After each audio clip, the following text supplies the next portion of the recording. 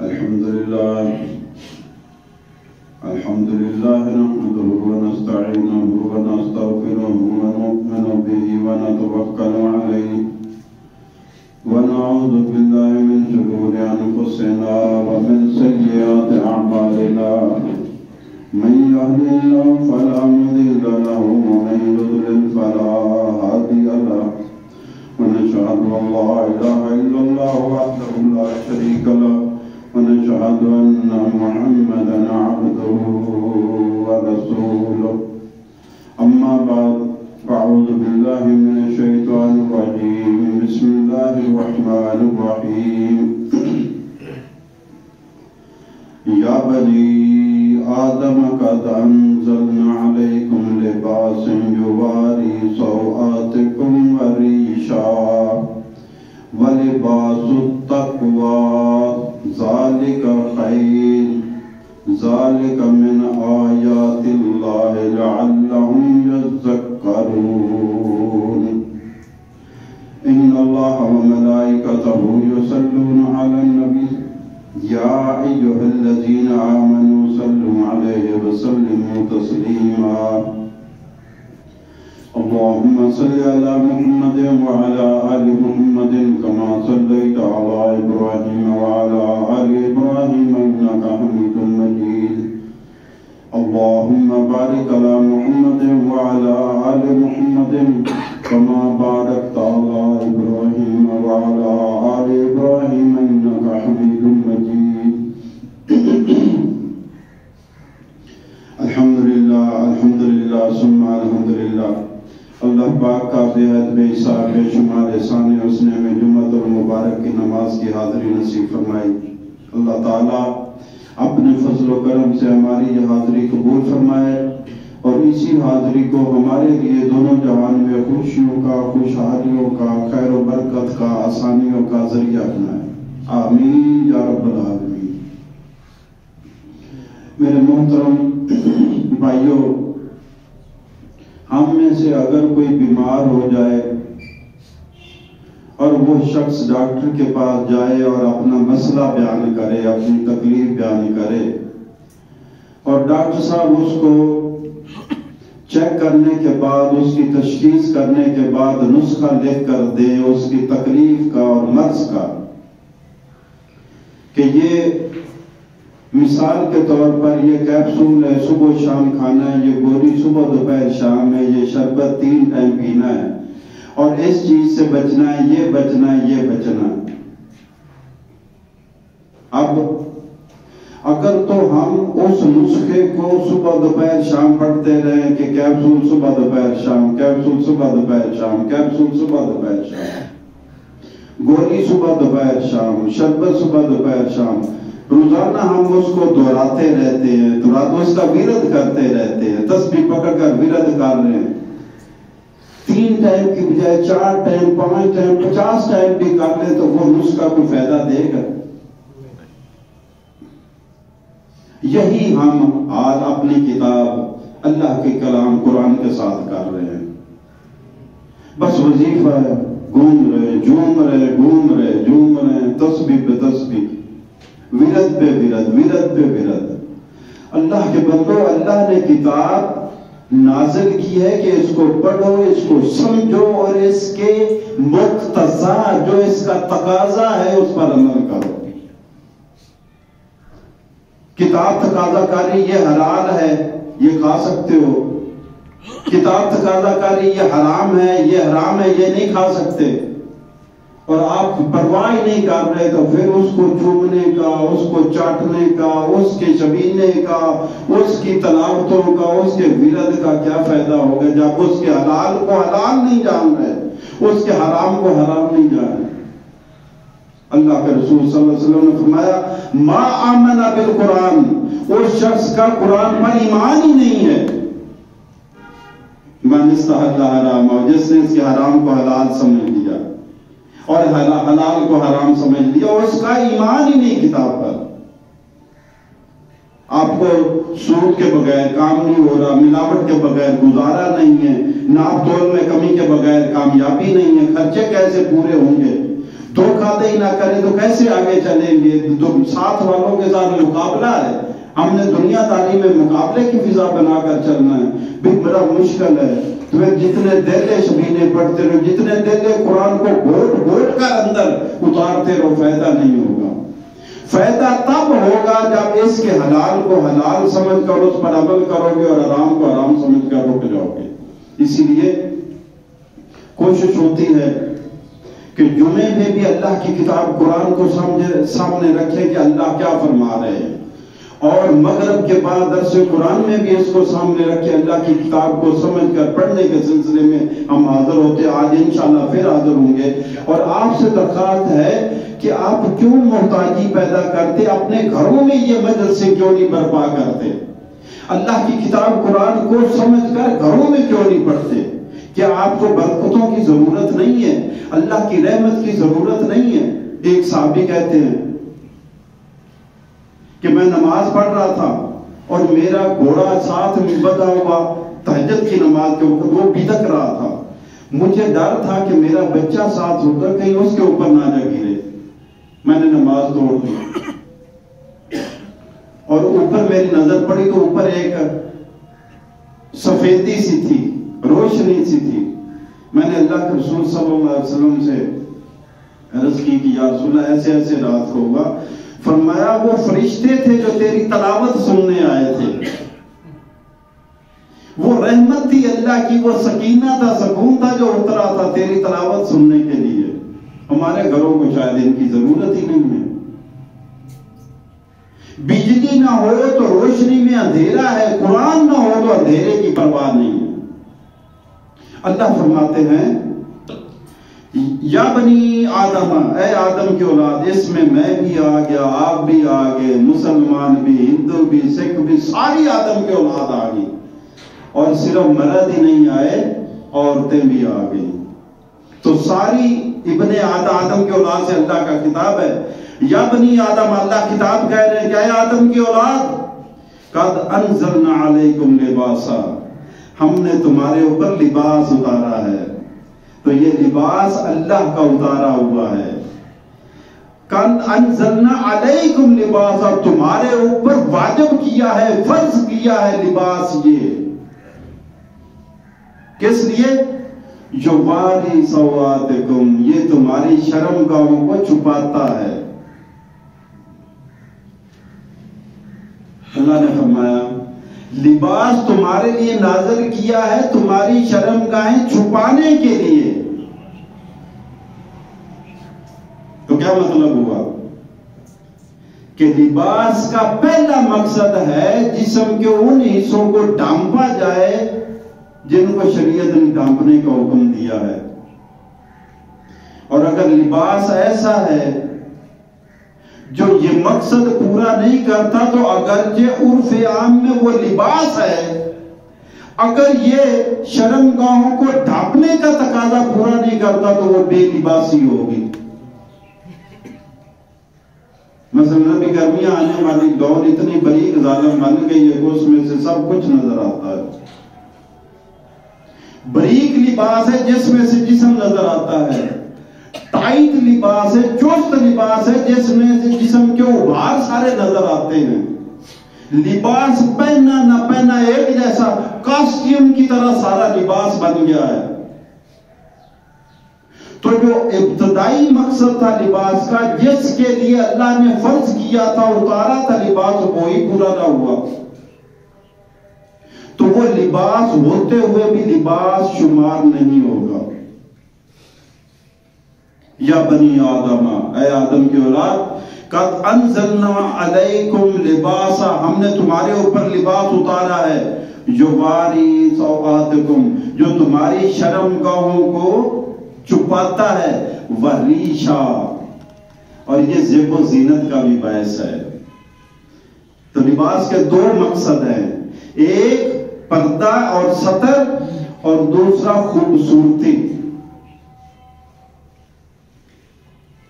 ایک تو رد آ گیا وہ جو کہتے ہیں کہ میرا جسم میری مرضی، میں جتنا جسم چھپاؤں، جتنا ظاہر کروں، یہ میرا اپنا فیصلہ ہوگا، نہیں، یہ اللہ کا فیصلہ ہے جس نے ابن آدم کو پیدا کیا ہے کہ تمہارے لیے اللہ نے لباس بھی اتارا ہے، اور وہ سطر کے تقاضے لباس پورے کرتا ہو۔ جو سطر کے تقاضے پورے نہیں کرتا وہ لباس ہی نہیں ہے۔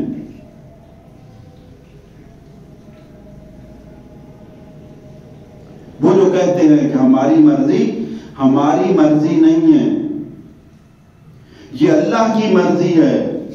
جس نے ابن آدم کو پیدا کیا ہے اس کو ابن آدم کی نسبت ابن آدم کی اولاد کا زیادہ خیال ہے، ہماری ضرورتوں کا زیادہ احساس ہے، ہماری محتاجیوں کا زیادہ احساس ہے، وہ زیادہ جانتا ہے کہ اس کے تقاضے کیا ہیں۔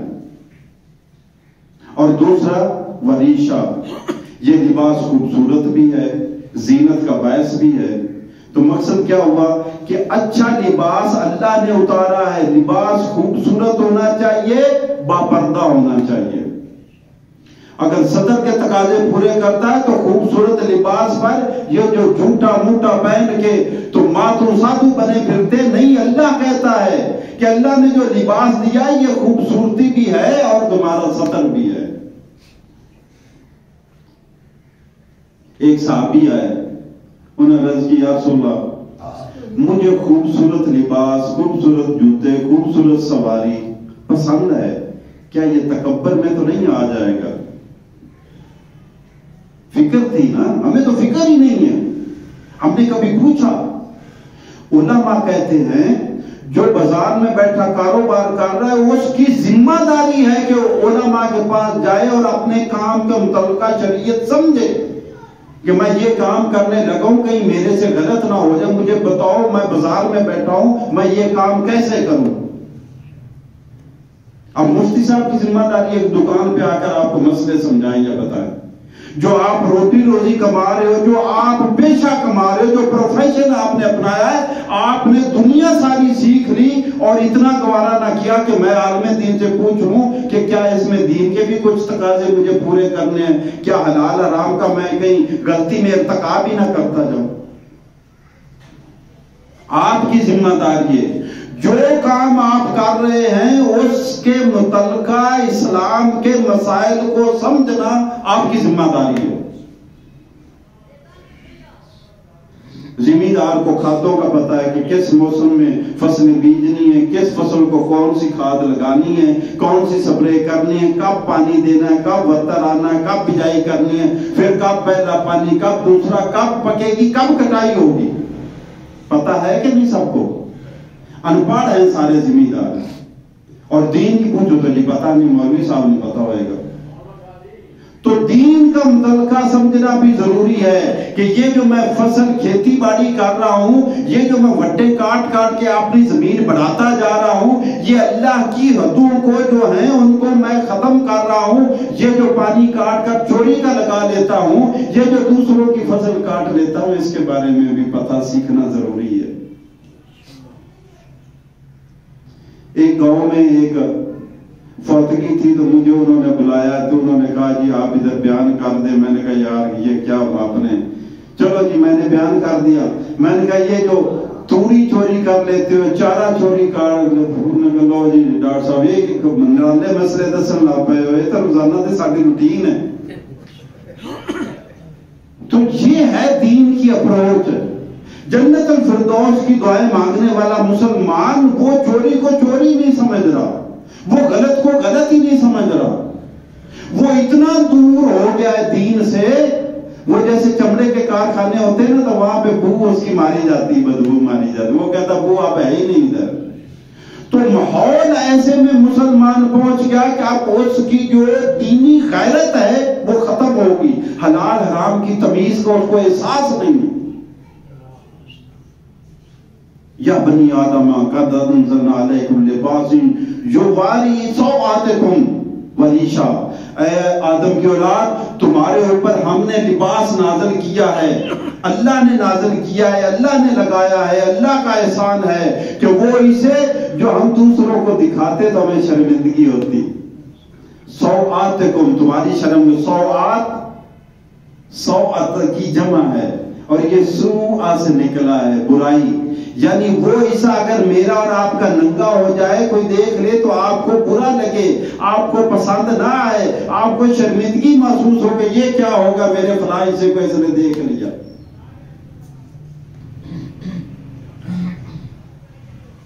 اللہ تعالیٰ نے جانوروں کا لباس نہیں نازل کیا، ان کو ضرورت بھی نہیں ہے، ان کو بنایا ہی رب کائنات نے ایسے ہے، اور ابن آدم کو بنایا جس طرح اس کی ضرورت کے حساب سے اللہ نے لباس بھی نازل کیا ہے۔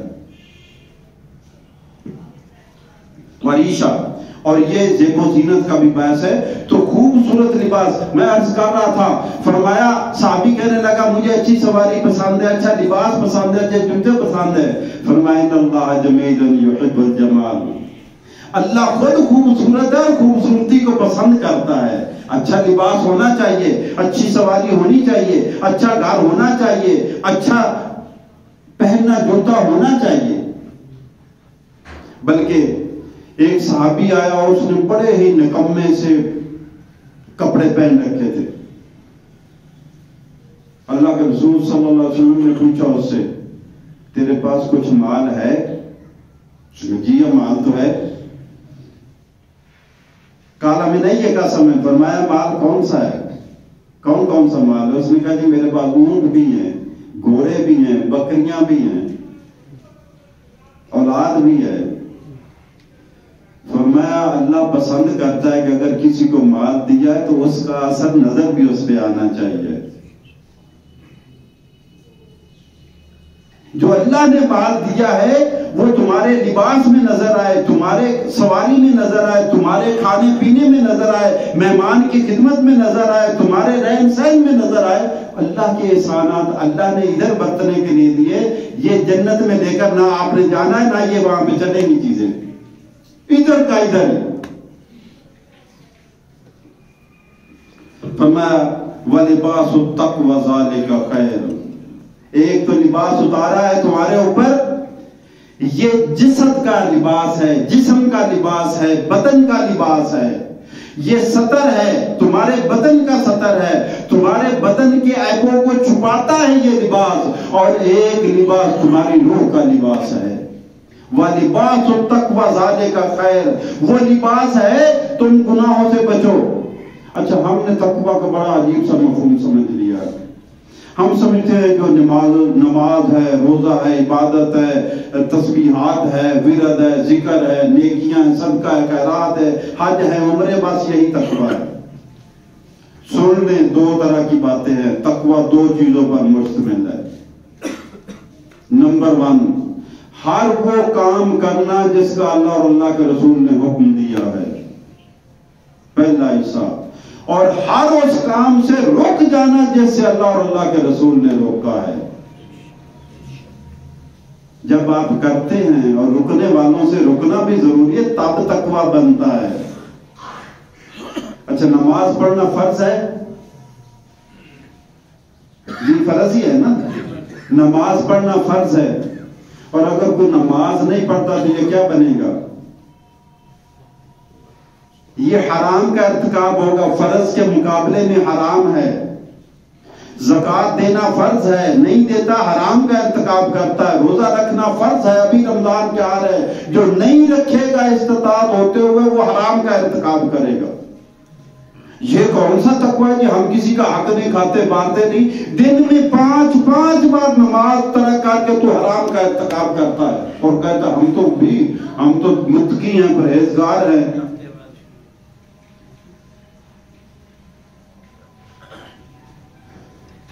وَذَلِكَ وَلِبَاسُ التَّقْوَى ذَلِكَ خَيْرٌ، اور سب سے بہتر لباس تقوی کا ہے۔ دوسرے بارے میں آتا ہے جب حج کے لیے اللہ نے حکم دیا تو یمن والوں کا وتیرہ تھا، دستور تھا، ان کی عادت تھی کہ وہ یمن سے چلتے خالی ہاتھ بغیر خرچ کے زیادہ راہ کے چل پڑتے۔ وہ کہتے ہم اللہ کے مہمان ہیں، اللہ دیتا جائے گا۔ آج کل بھی کچھ ایسے ہی ہیں، آبادیوں کو چھوڑ کر جنگل میں آباد ہو جاتے ہیں، یہ اللہ والے ہیں۔ اللہ والے، اللہ کہتا ہے دنیا کے اندر رہ کر اللہ والے بنو۔ جب تم نے دنیا چھوڑ دی اللہ والے بن گئے، اس میں کون سا کمال ہے؟ تمہارا تو امتحان ہی کوئی نہیں ہے۔ جس کی اولاد نہیں، اولاد کے امتحان میں سے نہیں گزرا، جس کے پاس بیوی نہیں، بیوی کے امتحان میں سے نہیں گزرا، جس کے پاس روزگار نہیں، روزگار کے امتحان میں سے نہیں گزرا۔ امتحان تو تم نے دیا کوئی نہیں۔ جنگل میں جڑی بوٹیاں کھا رہے ہو، کون سا امتحان دیا تم نے؟ دنیا میں رہ کر مومن رہو، دنیا میں رہ کر اللہ والے رہو، دنیا میں بازاروں میں تمہاری دکان ہو، تمہارا گھر ہو، تمہاری نوکری ہو، تم زندگی بسر کر رہے ہو، لوگ مثال دے کہ یہ بھی اللہ والا ہے، وہ اللہ والے ہیں۔ یہ نہیں کہ تارک و دنیا بن جاؤ اور اللہ والے بن جاؤ۔ تو یمن والے خرچ نہیں لیتے تھے، ایسے ہی حج عمرے کے لیے چل پڑتے تھے۔ تو فرمایا وَتَزَوَّدُوا، سورہ بقرہ میں فرمایا، اور جب حج عمرے کے لیے جاؤ تو خرچ لے کر جاؤ گھر سے۔ فَإِنَّ خَيْرَ الزَّادِ التَّقْوَىٰ، لیکن سب سے بہتر خرچ جو ہے وہ تقویٰ ہے۔ میں یہ کہہ رہا ہوں بات یہاں پہ، فرمایا تمہارے بدن کے لیے لباس اتارا، لیکن تمہاری روح کے لیے فرمایا لباس التقویٰ ذالک خیر، ایک تقوی کا لباس ہے، وہ لباس پہن لو، ہر وہ کام جو کرنے والا ہے وہ کرتے جاؤ، ہر وہ کام جو رکنے والا ہے رکتے جاؤ، تو تم نے تقوی کا لباس پہن لیا۔ یہ صرف تمہیں محسوس نہیں ہوگا، تمہارے چہرے پر، تمہارے کردار میں، تمہارے اخلاق میں صرف اس تقوی کی روشنائی اور نور ہی نہیں ہوگا، لوگوں کو دیکھ کر ہدایت ملے گی کہ یہ تقوی والا ہے۔ تو فرمایا وَتَزَوَّدُوا، زاد راہ لے کر چلو، ذَلِكَ خیر، اور جو تقوی کا زاد راہ ہے وہ سب سے بہتر ہے۔ تو یہاں میں فرمایا وَلِبَاسُ التَّقْوَىٰ ذَلِكَ خیر، اور تقوی کے لباس سب سے بہتر ہے۔ ذَلِكَ مِنْ آیَاتِ اللَّهِ، یہ لباس کے بارے میں جو تمہیں بتایا جا رہا ہے، اللہ فرماتا ہے یہ اللہ کی نشانی ہے، لباس بھی یہ اللہ کی قدرت کی نشانی ہے، جو تمہیں اس نے لباس عطا کیا ہے۔ تمہیں کتوں کی طرح، بھیڑیوں کی طرح، بکری کی طرح، سانپ کی طرح، بچھو کی طرح ننگا نہیں رہنے دیا، لباس دیا ہے، ایک شان دی ہے، ایک حسن دیا ہے۔ لباس پہنو، اپنے چھپانے والے حصوں کو چھپاؤ اور خوبصورت بن جاؤ۔ وریشہ، یہ لباس خوبصورتی بھی ہے۔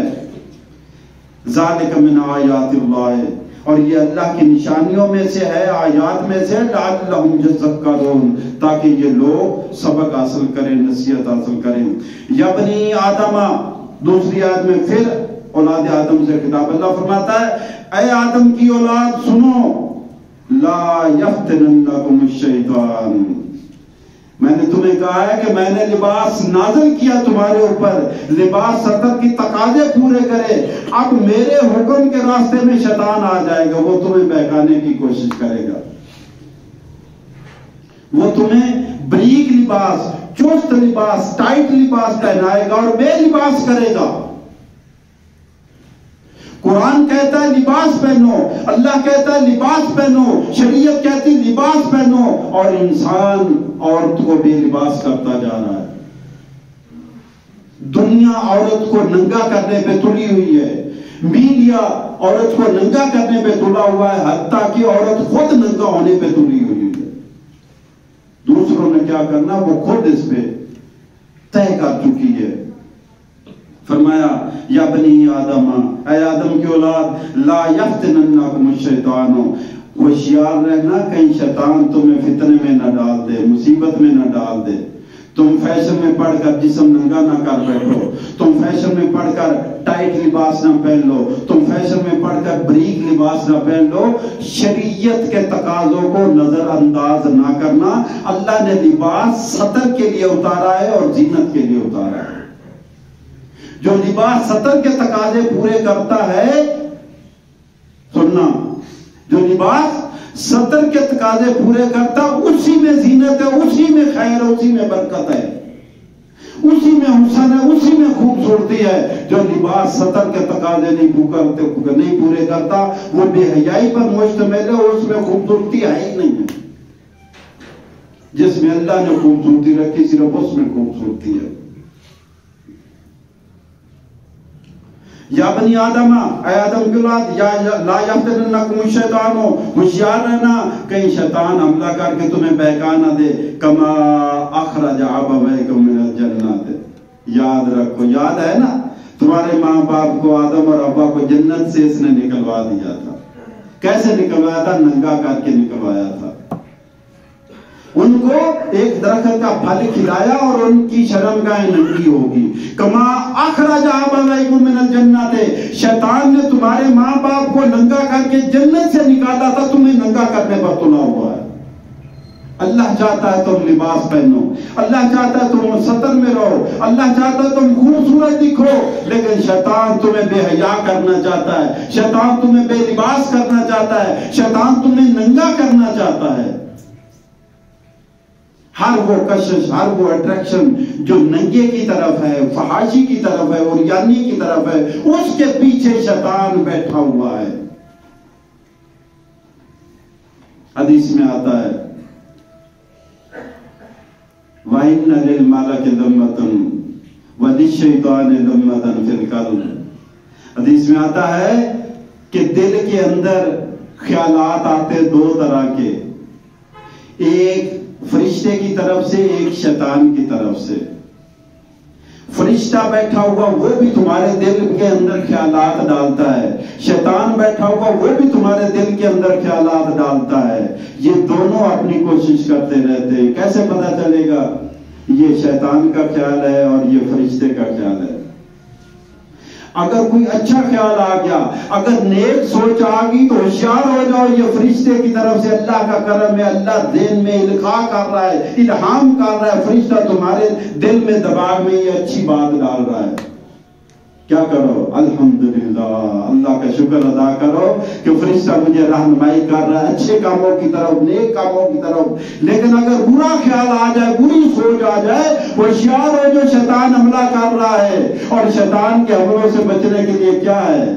اعوذ باللہ من الشیطان الرجیم، اللہ کی پناہ میں آ جایا کرو۔ تو فرمایا اے آدم کی اولاد ہوشیار رہنا کہیں شیطان تمہیں فتنے میں نہ ڈال دے، کما اخرج ابویکم من الجنت، جیسا کہ اس نے جنت سے نکلوا دیا تھا تمہارے ماں باپ کو، والدین کو، آدم حوا کو، ینزع عنہما لباسہما، اس نے ان کا لباس اتروا دیا، بے لباس کر دیا، لیریہما سوآتہما، تاکہ ان کی وہ دونوں ایک دوسرے کی شرمگاہیں دیکھ لیں۔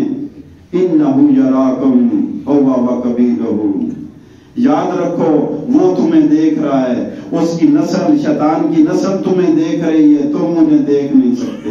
من حیث لا ترونہم، تم انہیں نہیں دیکھ سکتے، وہ تمہیں دیکھ سکتے ہیں۔ ان جعلنا الشیاطین اولیاء للذین لا یؤمنون، سن لو، فرمایا یہ شیطان کس کے سرپرست ہے، یہ کس کی حمایت کرتے ہیں، یہ کس کا ساتھ دیتے ہیں، یہ کس کے دوست ہیں، کس کے بیٹی ہیں، کس کے یار ہیں؟ للذین لا یؤمنون، جو ایمان والے نہیں ہوتے ان کے سرپرست بن جاتا ہے شیطان۔ تو تم اگر شیطان کے حملوں سے بچنا چاہتے ہو تو اپنے ایمان کو مضبوط کرو، شیطان کے حملوں سے بچنا چاہتے ہو تو اللہ کی پناہ میں آ جاؤ، شیطان کے حملوں سے بچنا چاہتے ہو تو اللہ والے بن جاؤ۔ وَإِذَا فَعَلُوا فَاحِشَةً، اللہ تعالیٰ سے دعا ہے اللہ تعالیٰ ہماری یہ چھوٹی سی کوشش قبول فرمائے۔ آج مغرب کی نماز کے بعد انشاءاللہ العزیز اللہ کی کتاب قرآن کو سمجھ کر پڑھنے کے سلسلے میں ایک بار پھر حاضر ہوں گے۔ اللہ ہماری حاضری قبول فرمائے۔ آپ سب